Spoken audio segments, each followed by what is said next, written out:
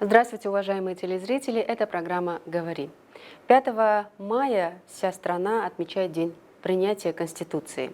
Как известно, 5 мая 1993 году в Кыргызстане была принята первый раз Конституция Кыргызской Республики, по которой мы, кыргызстанцы, и живем. О том, что такое Конституция для нас и действительно ли Конституция защищает права кыргызстанцев, мы поговорим с экс-спикером Джугурку Кенеша Ишимбаем Кадырбековым, общественным деятелем. Добрый день. Хотелось бы узнать, что для вас является Конституция? Конституция сама как базисно называется основной закон. Вот для вас оно что? А что такое основной закон, базис? Это такой кодекс, в котором определена правила жизни, правила общения, правила управления государством, правила отношения граждан между собой и их права и обязанности. Это очень четко, потому что мы, когда живем в общежитии, так называемом, в общении, каждый должен, если без правил, это будет анархия, это будет хаос. А когда есть правила, то тогда ты уже будешь свое поведение сопоставлять с поведением других, чтобы твое поведение, твои те или иные высказывания или точки зрения или поступки, она не отражалась отрицательно для другого человека, потому что второй человек тоже такие же права, такие же возможности. Вот, а Конституция – это основополагающее в отношении прав человека, это гражданские права определено. Определено место государства, ну, например, если мы говорим, в Конституции написано, что Кыргызстан это является демократическим, светским государством, это очень важная тема. Когда на круглом столе последние Конституции обсуждали, некоторые хотели исключить слово «светский». Это было очень серьезное такое движение. Что такое светский? Это значит, что религия сама по себе, а народ своим, как говорится, отношением друг к другу, она сама по себе. Стоило исключить, мы могли вполне исламскую или там православную такой их идеологию, доктрину вести. Казалось бы, простая вещь. Если мы говорим демократия, определили в первой статье демократическое государство, мы тогда четко определили, что власть принадлежит народу. Все. А управляет государством те лица, которым этот народ делегировал свою власть путем выбора. Мы иногда не забываем об одном, что когда мы берем бюллетень в руки, в этот момент власть принадлежит в твоих руках. Народу. Это человеку, да? Управление государством, если президента выбираешь. Как только ты опустил бюллетень, все, ты отдаешь уже. Ты уже отдал свое право управлять государством тому человеку, которого ты избрал. То же самое в отношении депутатов и местных кенеш. Таким образом, все это, как говорится, основа, и любые законы, принимаемые, законов сотни, она должна соответствовать именно основным законам. Иначе, если не было бы скелета основополагающего, представь себе, то один закон противоречил бы второму, был бы конфликт интереса, было бы казус в законах. И всегда все законы, которые принимаются, она сверяет его положение с Конституцией. Не ушел ли направо-налево? Поэтому для меня Конституция – это основополагающие правила общежития граждан и государства, отношение государства к своим народу, отношение народа к государству и место этого государства в системе, международной системе. Конституция в Кыргызстане менялась 10 раз.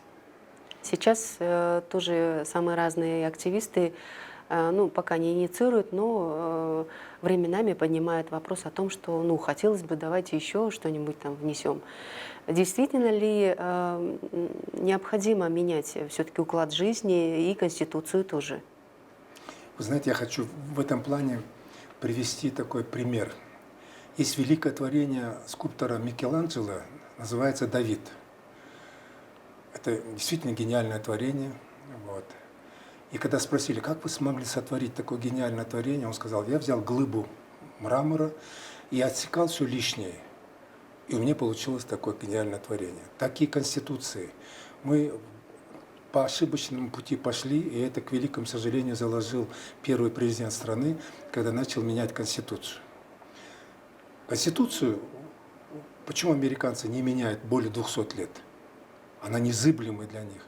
А мы за каких-то 20 с лишним лет 11-й, уже 12-й раз, как говорится, то ли 11, то ли 12 уже счет потеряли, поменяли Конституцию, внесли им дополнение, изменения. Это и есть ошибка. И эта болезнь стала у нас уже такой политиков. Почему я вспомнил Микеланджело? Если бы вы взяли первую конституцию, которую мы приняли в 1993 году легендарным парламентом, если Акаев не пошел бы по тому пути, который он пошел, а как Микеланджело предлагал бы вносить или делать поправки, оставляя основу этой конституции, у нас была бы хорошая, как говорится, страна. Мы должны, если что-то мешает, его поправить. Если нам что-то непонятно, то мы должны толковать. Когда в Америке я встретился, мы встречались ряд депутатов с профессором, который нам читал лекцию о Конституции Соединенных Штатов Америки, и он сказал, у нас самая маленькая конституция. Но я был подготовлен, естественно, у него сказал, мне кажется, говорю, у вас самая большая конституция в мире, у вас 500 томов толкований. Он так улыбнулся, говорит, ну, действительно, самый большой. То есть у них толкование Конституции ведется Верховным судом. Что такое толкование? Есть Конституция, и в зависимости от изменения жизни те или иные статьи толкуют по требованию времени. То есть не изменяет Конституцию. Говорят, вот это можно, как говорится, понимать так. Вот так можно жить, да? Вот Там у нас же жить. конституционная И вот палата. сейчас смотрите, сейчас многие, которые сейчас целые движения по изменению Конституции и так далее, доктора юридических наук, я иногда с ними встречаюсь, мне даже смешно, они говорят, вот здесь у нас непонятно, вот здесь есть противоречие. Но если понять, есть противоречие, если тебе непонятно, обратись к Джоорку Кеңеш. А Джоорку Кеңеш должен пользоваться своим правом толкования, объяснения. Они тоже свою эту функцию не выполняют. И говорят, вот этот непонятно, вот этот противоречие, мы должны менять Конституцию. Первая ошибка это президента Акаева, потом эту ошибку повторять начал Бакиев. Я думал, Атамбаев остановится, исторический такой шаг будет. Даже он увлекся. Это было их желание перераспределения власти. В основном это касается Конституции раздела 4, 5 и 6 раздела касательно прав президента, Джоорку Кеңеша и правительства. В основном полномочия распределяют. Главное полномочия. И всегда чего-то не хватает. Акаев не хватало какой-то полномочий. Ну, малейшее надо было просто протолковать. Нет, он решил его внести изменения в Конституцию. Ему не понравилось Джоорку Кеңеш, кто-то им подсказал. Он сделал его двухпалатным по системе Макиавелли, который говорил, что разделяй властвуй, если хочешь управлять. То есть он решил разделить Джоорку Кеңеш на две части и властвовать и тому подобное.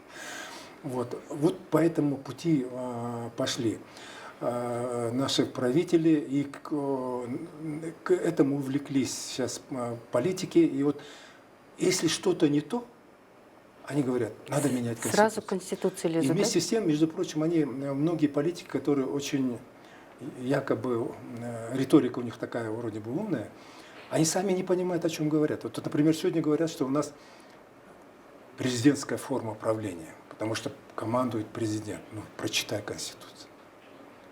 Прочитай Конституцию. Посмотри, у президента сегодня, по сути дела, полномочия главного нотариуса. Он вообще не отвечает ни за социально, ни за экономические. Он даже внешнюю и внутреннюю политику проводит правительство, премьер-министр. Ну, по факту-то не так. Они по факту и говорят, а теперь надо менять Конституцию. По факту, извини, ты критикуй то, что происходит, то, что президент под советом своего окружения влазит не в ту функцию, не в те полномочия, которые тебе не принадлежат. Там уже останови его. Нет, давайте поменяем Конституцию. Угу. Так может так легче, чем остановить президента. Да. И вот сейчас есть такое целое движение, говорит, давайте президентскую сделаем. Как будто мы не пережили президентской формы правления. Кто-то Курултай хочет нести. Да и Курултай там и так далее. И многие даже не понимают, чем отличается президентский, чем отличается парламентский, чем отличается президентско-парламентское или парламентское-президентское. Путает, не знает. Вот пришло на ум, видит, что президент управляет, это президентское правление. Хотя в теории это очень простая, как говорится, схема. Где называют президентская форма правления, где парламентская или иначе. Главное его в теоретической, это кто формирует исполнительную власть, по нему и называют. Если президент сам один назначает министра правительства, это президентская форма правления. Или сам он возглавляет, как в Америке, и правительство, и все. Это президентская форма правления. Если президент согласовывает свое решение с парламентом, это президентско-парламентская форма правления. Если парламент выдвигает и согласует это с президентом, это парламентско-президентская форма правления. А сегодня это парламентская, как говорится, наша страна. И все говорят, нет, это президент решает. Президент ничего не решает. Парламент, коалиционное большинство выдвигает премьер-министра, утверждает членов правительства. Президент только подписывает. Если президент не согласен, согласно нашей Конституции, в течение 15 дней вступает в силу решение парламента. Такова сила парламента. То есть даже вот это непонимание сути этого, не прочитав и так далее, и вот у нас пошла такая каждый раз движение, менять будем и так далее. Ну вот я так поняла, вы не сторонник менять Конституцию, вот вы все время говорите о примере США, но ведь в США Конституция, насколько я помню, была принята в 1787 году, с тех пор она все-таки менялась 27 раз. И первое, вот, что они меняли, это отмена рабства.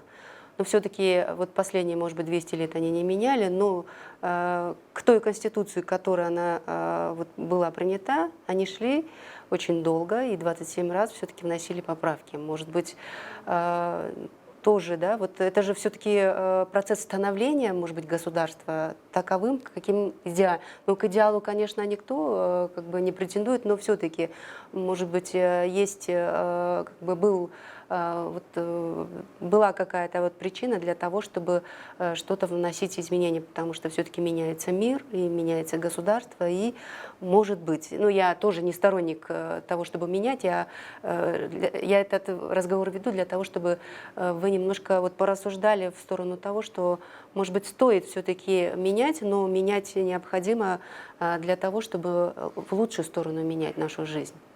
А не в сторону того, что вот захотел президент полномочия свои увеличить, вот поменял Конституцию, или же наоборот там полномочия какие-то вот сократить у какой-то ветви власти. Не только вот в сторону там, где касается президента или других ветвей власти, но и жизнь народа улучшить. Сейчас есть отдельные политики, они предлагают, я участвовал с этим человеком в дебатах, они предлагают о том, чтобы правительство возглавлял президент и именно форму американскую. Но этот человек не задумывается, почему в Америке была принята именно эта форма и исполнительную власть возглавляет президент. Да потому что Америка является федеративным государством. Более того, каждый штат имеет свой, как говорится, внутренний основной закон. Она отличается друг от друга и так далее. И представь себе, если бы президент отдельно был, как у нас, правительство другое, как бы формировалось бы вот это федеративное государство, управление правительством. Двоевластие такое в федеративном государстве. Они понимали, что раз государство федеративным, одна рука должна управлять. И он должен иметь рычаг, права и обязанности, рычаг исполнительной ветви власти. То есть сама природа их заставила. Мы унитарное государство. Унитарное государство. Когда была у нас президентская парламентская форма правления, те люди, которые сегодня предлагают президентскую форму правления, они критиковали, знаете, чем? Говорят, как же так? Говорят, правительство за все, как говорится, несет ответственность, а командует президент. Да, нонсенс. И мы все критиковали. Сегодня сделали так. Правительству дали не только, как говорится, полномочия, и ответственность, и контроль над ними парламенту дали. То есть президента оставили в сторонку. Президент не может командовать правительством. То есть критика, которая шла от народа и от политиков многие годы, реализована. Вы говорите нонсенс, но это же действительно уклад жизни же так поменяли, теперь что говорят, можно так в жить. жизни же так происходит. Да нет, ничего подобного. Возьмем то, что делал Атамбаев, к примеру, перед этим. У него нет ни одного решения в отношении того, чтобы социально-экономический вопрос решался. И у него нет ни одного указа. Но он-то пришел, не просто стал президентом, он в парламент с коалиционным большинством смог протащить свою партию, социал-демократическую партию. И его партия, социал-демократическая партия, приходя большинством, создавала коалиционное большинство, которое формировало исполнительную власть и, по сути дела, формировало и правительство, премьер-министра. А во главе его стоит кто? Президент, имеющий, как говорится, свою партию. Ну, вот поэтому вы про Атамбаева. он управлял всем этим. Все-таки он же имел рычаги какие-то. Правильно, через партию. В этом-то и весь суть. А представьте себе, давайте теоретически, представьте себе, социал-демократическая партия не имела бы такое в парламенте большинство, а была бы, к примеру, коалиционное большинство, республика Ататюрк был бы. К примеру. Вместе с ОНУГ, Атамекеном и так далее. Что мог бы сделать президент? Ничего. Они назначили бы свой премьер, правительство назначили бы. Если выезжали бы, как Пашинян, премьер-министр, на все встречи президентов, потому что Конституция позволяет.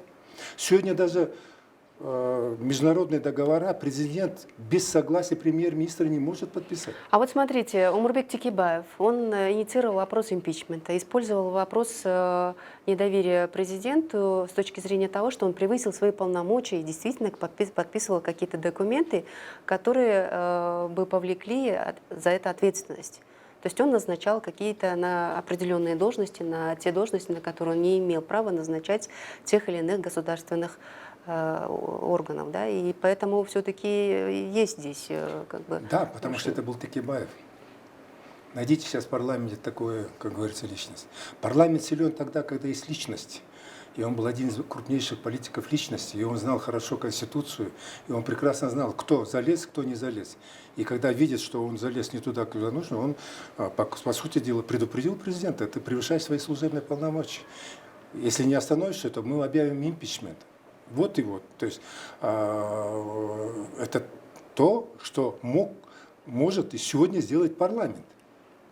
Ну, нету Текебаева, нету такой личности, которая мог бы приостановить туда, куда, как говорится, не идет президент. Ведь все в руках парламента. Вот смотрите. Действительно, парламент же это практически орган, принимающий все решения. Стратегия развития Кыргызстана во главе президентом Атамбаевым был разработан, и к нему он пригласил Совет Безопасности и депутатов, и исполнительный орган, и те слушали и вот приняли. А какое отношение имеет президент к стратегии социально-экономического развития? Никакого отношения. То есть не под его гидом должна быть. Это Конституция написана. Это должен быть инициатором парламент. Парламент должен разработать стратегию экономического развития, он должен диктовать, пригласить президента, правительство, сказать: а теперь работайте по нему. А они в гости туда ходят. Это слабость парламента. Это качество парламента, как говорится, о чем говорят. А сильный парламент, вот возьмем Молдавию, возьмем парламент сейчас Армении, возьмем парламент Германии и так далее, в котором они власть в руки взяли, канцлеры управляет, премьер-министр Пашинян там управляет, в Молдавии тоже премьер-министр. Они даже в Молдавии президента, даже вылет за границу они ограничили. Вот и все. А у их полномочия, согласно Конституции, такой же, как и наши. Просто люди не знают свои права. А если знают даже, они с чем-то уязвимы. Вот я тоже об этом думаю, да? Этот бизнес, она имеет свою слабую сторону. Когда человек уязвим, он уже зависим. Он боится, как бы там завтра с ним что-то не случилось. Вот. И надо, вы заметили, как бы по статье коррупции многих депутатов даже уголовное дело возбудили, даже Текебаев уже сидит, сделал Атамбаев. И все испугались. И решили: да бог с ним, с моим полномочием, я буду голосовать за того, что он скажет. Но это не означает, что в этом виноват Конституция. Вот вы сейчас затронули очень важный вопрос незнания своих прав. Почему наши кыргызстанцы очень мало уделяют внимания тому, что у них действительно очень много прав? И почему кыргызстанцы не читают ту же конституцию для того, чтобы воспользоваться своими правами? Почему? Вот понимаете, кыргызстанцы, вот у нас сегодня интересная ситуация в Кыргызстане. Кыргызстанцы, так, в отличие от казахстанцев, узбекистанцев, сами кыргызстанцы живут неплохо. Относительно и Узбекистана, людей средними. Морально? Это не благодаря А помощи вопреки, да? государства, вопреки. И вот так сложилось за это время, государство сам по себе, он занят политикой, он занимается какими-то делами, и брошенный на произвол, по сути, кыргызский народ, он начал выживать. Он опустился ниже плинтуса. И, по сути дела, сегодняшние страны СНГ самые рыночные – это кыргызстанцы. И вот они заняты выживанием. И уже им не до политики, не до юридических своих прав и так далее. Они уже ограничивают свои права в пределах своего бизнеса, маленького, большого и так далее. Вот в чем, как говорится, кыргызстанцы особенно отличаются от других. Ну надо же их учить же, в школах учить, в вузах учить. То есть уже преподавать и так далее. А посмотрите часы в школах, есть ли что-нибудь право? Или в университетах, или в вузах. Есть ли, например, сколько часов о праве? Самой даже Конституции там где-то там 8 часов, 12 часов всего лишь, что как бы информационно. Почему так идут наши правители по этому пути? Да потому что им выгодно, чтобы люди меньше знали своих прав. Легче управлять безграмотным. Вот. Может быть, осознанно, неосознанно. Сейчас так и происходит. А помните, в советское время обучение, информирование стояло на первом месте. Каждое село, и даже был установлен радио, каждое село, доставались в каждый дом радио, и всю информацию, то, что было в Советском Союзе, люди уже знали.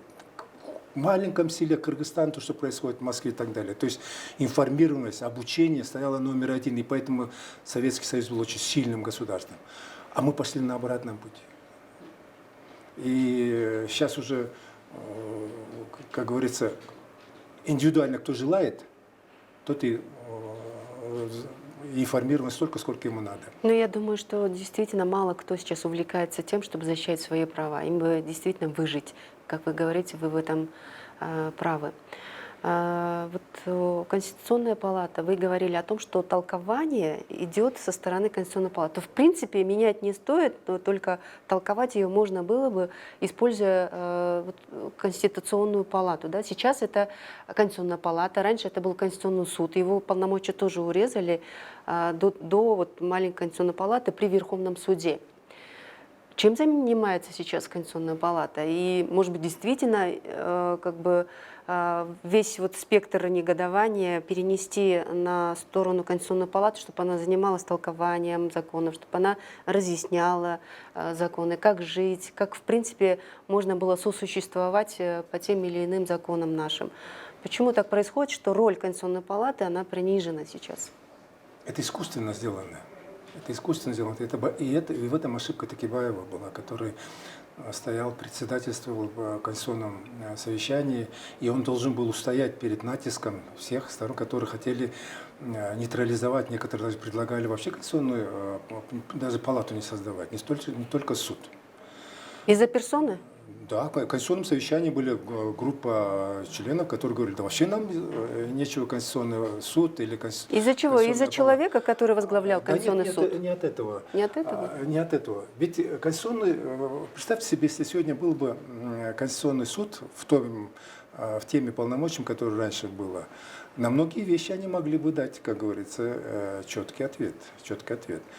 Многие оппозиции к той власти, временному правительству, могли бы задать вопрос, а насколько была их власть на определенном периоде легитимна, насколько было легитимно изменение Конституции и так далее. То есть, насколько место декрета в этом событии. То есть, могли очень неудобные вопросы задавать, и все могло быть обратно повернуто.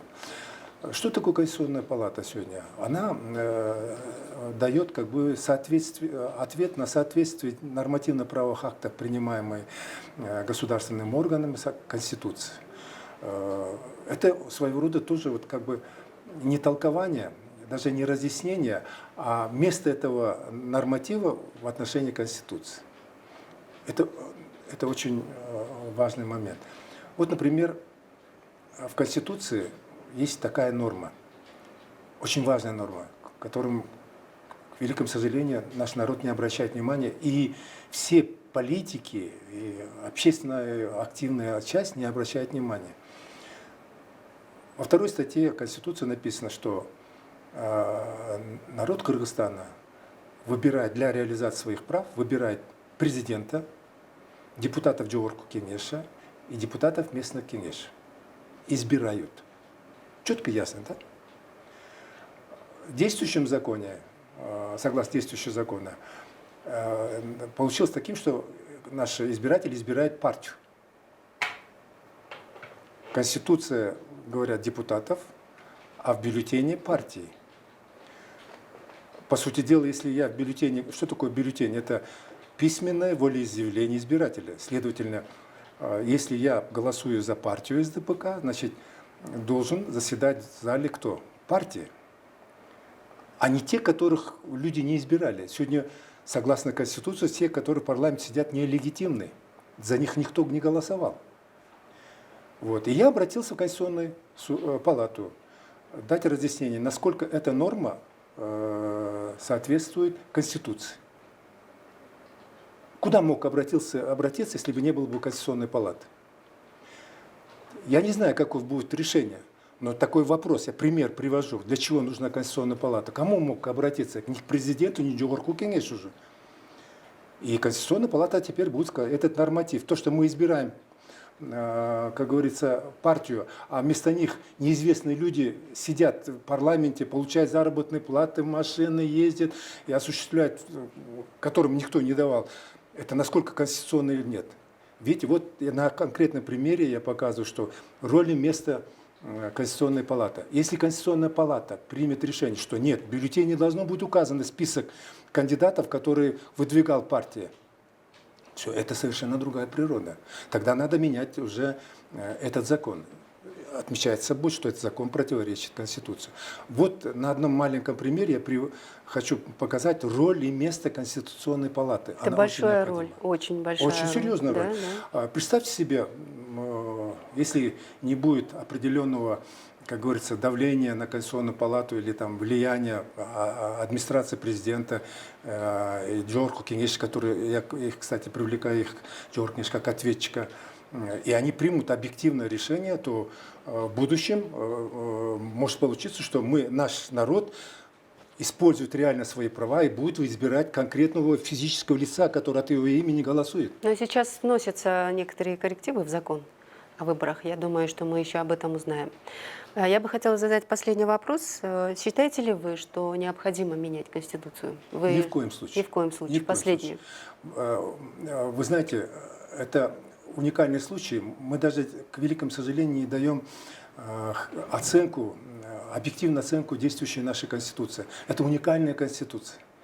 Уникальная Конституция. Это, в отличие даже от Конституции Молдавии, Армении, Германии, впервые даже в Конституции определено место оппозиции в парламенте. Более того, ключевые комитеты дана в руководство, бюджет отдана оппозиции, правоохранительные органы, комитет, который курирует, отдана оппозиции. То есть я на одном маленьком нюансе затрагиваю этот вопрос. Другое дело, что у нас нет реальной оппозиции, не использует. А то не было бы у нас и ипподрома, не было бы у нас проблемы с дорогами, не было бы у нас с историческим музеем, потому что, представьте себе, я был бы, например, в комитете бюджета, я поднял вопрос, ребята, что вы финансируете то, что мы не утвердили в бюджете? А когда уже все свершилось, уже парламент выходит, ох, ах, они нарушили закон. Ну, бюджет-то ты принимал. Комитет-то контролирует бюджет. Именно когда? Неужели они глазами не видели, что там внебюджетные деньги, утвержденными, уходят туда на строительство ипподрома? Почему не контролировали? Ведь это же дано, это оппозиции же. Такой уникальной нету и Германии, я же говорю, и так далее. И еще. Впервые правительству дана такие полномочия и в этот момент ответственность. Это уникальная такая возможность. И место, как бы, которое все ветви власти, которые мог бы там координировать, место очень скромное дано президенту, чтобы он не влиял и так далее. Чтобы не было семейно-кланового управления. Так. Не надо трогать. Для истории 10 лет это маленькое, 10 дней. Вытерпим. Давайте сделаем паузу. Отработаем его. Если что-то непонятно, будем толковать. Через конституционную Да, палату. и у нас будут перспективы хорошие. Спасибо вам большое за ответы. То есть получается, что действительно у нас есть уникальная конституция, у нас есть замечательные законы, у нас нет людей, действительно патриотов, которые бы эти законы делали лучше для народа. Да?